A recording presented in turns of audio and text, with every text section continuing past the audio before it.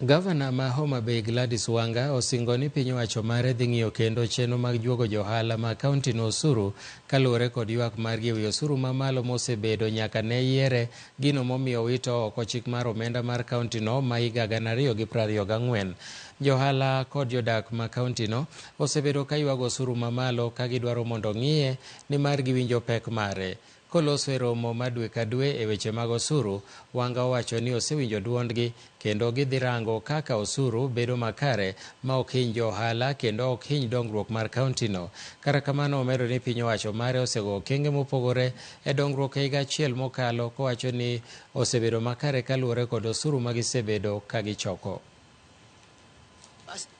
Ote moa kuom johala maloko e Homa Bay e wach mar osuru ni kamoro ne nitie medruok moro ema nadwa ajiwgi kendo asingnegi ni wadhi ng'iyo otego te mwaseyudo mondo wane ni wabedo gosuru mokiny jo traders matiyo e Homa Bay kae.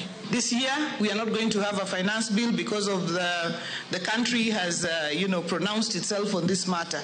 So we will just continue to see that our rates of taxes do not harm the traders that we have within the county. And for the traders who have raised issues with regards to the rates, I want to say that we have heard you. We have heard you. You have been discussing with our revenue officers, and we're going to be looking at an opportune time to make sure that these are harmonized as per our discussions. We still have some gaps in the cashlessness, but we are tightening every